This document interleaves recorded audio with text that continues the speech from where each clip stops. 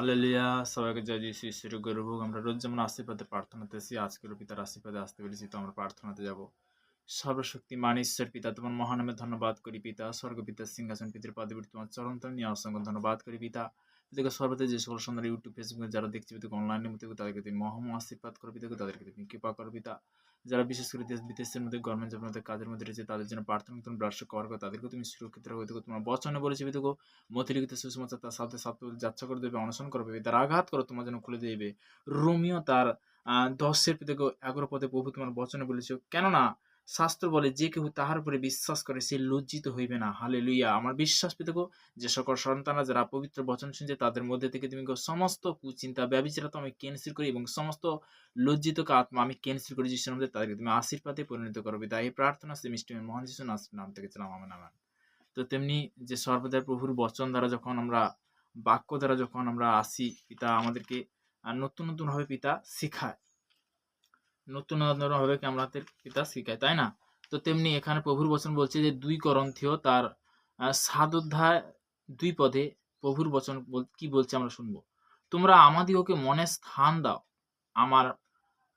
আমরা কারুর ন্যায় অন্যায় করি নাই, কাউকে নষ্ট করি নাই, কাউকে ঠকাই নাই। আমি দোষী করিবার জন্য এই কথা কহিতেছি তাহা নয়, কেননা পূর্বে বলিয়াছি তোমরা আমাদের হৃদয় এমন গাঁথা রহিয়াছে যে মরিতেও একসঙ্গে বাঁচিতেও কি একসঙ্গে। তো 4 বলছে, তোমাদের কাছে আমার বড়ই সাহস, তোমরা পক্ষে আমি বড়ই শ্লাঘা করি। আমাদের সমস্ত ক্লেশ মধ্য আমি সন্তানেতে পরিপূর্ণ, আমি আনন্দে উথলিয়া পড়িতেছি। হালেলুয়া! তো ঈশ্বর কখনো ঠকায় না। ঈশ্বর বলতে কি সঠিক পথ দেখায়। ঈশ্বরের বাক্য তুমি যখন অঙ্গীকার করবে তখন পিতা কি করবে? আশীর্বাদে পরিণত করবে। যারা নতুন কি পুরানো জন যারা অবশ্যই দেখছে পিতার ধন্যবাদ হোক। তো তেমনি আদিতে বাক্য ছিল, বাক্যে পিতা পরমেশ্বর সমস্ত কিছু সৃষ্টি করেছিল। আদি পুস্তকেতে আমি যাব। তো তেমনি আদি পুস্তকে আজকের বচনটা রয়েছে। তো তেমনি এই মুহূর্তে করন্থীয় তার 7 2 থেকে 3 পদ পর্যন্ত আমরা এই মুহূর্তে বচনটা শেয়ার করলাম। তো বাক্য দ্বারা বলতে কি যে আদিতে ঈশ্বর আকাশমণ্ডল ও পৃথিবী সৃষ্টি করিলেন। আদিতে ঈশ্বর আকাশমণ্ডল ও পৃথিবী কি সৃষ্টি করিলেন। 2 বলছে যে মানে প্রথম শুরুতে ঈশ্বর যে কি করেছিল আকাশমণ্ডল ও পৃথিবী সৃষ্টি করেছিলেন স্টার্টিং এ। তো তিনি 6 দিনে কিন্তু তিনি কি করেছিল 6 দিনে সমস্ত কিছু তিনি কি সৃষ্টি করেছিল, সপ্তম দিনে তিনি কি বিশ্রাম নিয়েছিল, তাই না? হালেলুয়া! পৃথিবী ঘোর ও শূন্য ছিল। পৃথিবী আগে কি ছিল? ঘোর ও শূন্য ছিল। আগে বলতে কি যে এখানে পিতার মানে ঘোর ও শূন্য ছিল এবং অন্ধকার জলধির উপরে ছিল। অন্ধকার মানে জলধির উপরে ছিল। তো তেমনি আগে কি অন্ধকার ছিল এবং জলধির উপরে ছিল। আর ঈশ্বরের আত্মা জলের উপরে উপস্থিত করিতেছিলেন। ঈশ্বরের আত্মা কি করত? জলের উপরে কি ভাসিয়া বেড়াইতো। তো তিনি বলছে, পরে ঈশ্বর কহিলেন দ্বীপ হোক, তাহাতে দ্বীপ হইল। পরে ঈশ্বর কি কহিলেন? দ্বীপ হোক, তাহাতে কি দ্বীপ হইল। হালেলুয়া! 4 বলছে, তখন ঈশ্বর দ্বীপ উত্তম দেখিলেন এবং ঈশ্বর অন্ধকার হইতে দ্বীপ পৃথক করিলেন। ঈশ্বর কি করলো? অন্ধকার হইতে কি দ্বীপ কি পৃথক করিলেন।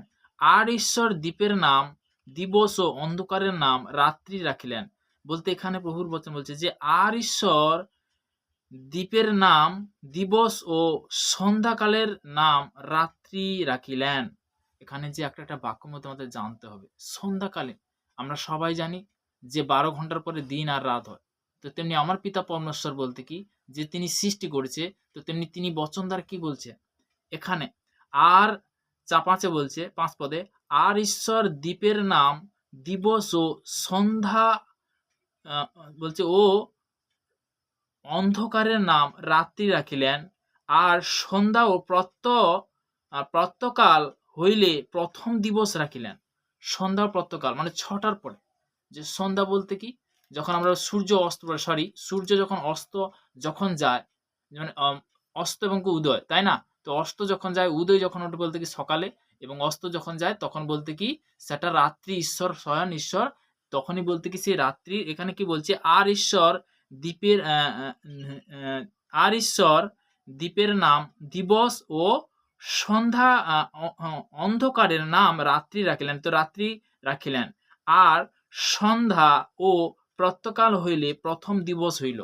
বলতে কি সন্ধ্যা কালীন বলতে কি তখনই বলতে কিন্তু বলতে কি যে আমরা সবাই জানি যে ১২টার পরে কিন্তু দিন পরিবর্তন হয়। কিন্তু নয়, কিন্তু পিতার বাক্য কি বলছে? যে কি এখানে প্রভুর বচন বলছে যে আর সন্ধ্যা ও প্রাতঃকাল হইলে প্রথম দিবস হইল। ৬ বলছে, পরে ঈশ্বর কহিলেন, জলের মধ্যে বিতন হোক। বলছে জলের মধ্যে কি বিতন হোক। মানে এখানে বাক্যটা বলছে ও জলের ২ ভাগ পৃথক করুক। ঈশ্বর এইরূপে বিতন করিয়া বিতনের ঊর্ধ্বস্থিত জল হইতে বিতনের অধঃস্থিত জল পৃথক করিলেন। হালেলুয়া। তাহাতে সেই রূপ হইল। তাহাতে কি সেই রূপ হলো। তো তেমনি বলতে কি পরপর করে ঈশ্বর যে বলতে কি ৭ দিনে সমস্ত কিছু সৃষ্টি করেছে। তিনি কি সৃষ্টিকর্তা মালিক। হালেলুয়া। তো তেমনি আমরা আজকের এতটাই আমি পিতার বাক্যতে এলাম। তো তেমনি আমরা প্রার্থনাতে যাব। সর্বশক্তিমান ঈশ্বর পিতা, তোমার মহানামে ধন্যবাদ করি পিতা। স্বর্গপিতার সিংহাসন পিতার পদবী তোমার চরণতলে পিতা গো। যে সকল সন্তানরা যারা রোজ আশীর্বাদের বচন আশীর্বাদের বাক্যতে জুড়ছে পিতা গো, তাদেরকে মহা আশীর্বাদ করো পিতা গো। তাদেরকে আজকের থেকে পিতা গো সর্বদা পজিটিভ শিক্ষা তাদের মধ্যে তুমি চালাও, তুমি কন্ট্রোল করো পিতা। তাদের পথ সেই রাস্তা দেখো পিতা গো। যিশুই পথ পিতা গো। তোমার বাক্য বলেছে পিতা গো, যোহন লিখিত সুসমাচার ১৪:৬ পিতা বলেছে পিতা গো, যিশু তাহাদেরও কইলেন, আমি পদ সত্য জীবন, আমাদের না আসলে পিতার নিকটে আসে না পিতা গো। তোমার একমাত্র পুত্র নাম নিয়ে পিতা গো, যে তোমার চরণতলে আসতে পেরেছি পিতা গো। এই প্রার্থনা সেই মহান যিশু নাসিরের নাম থেকে চালাম। Amen, amen, amen. হালেলুয়া। সবাইকে জয় যিশু।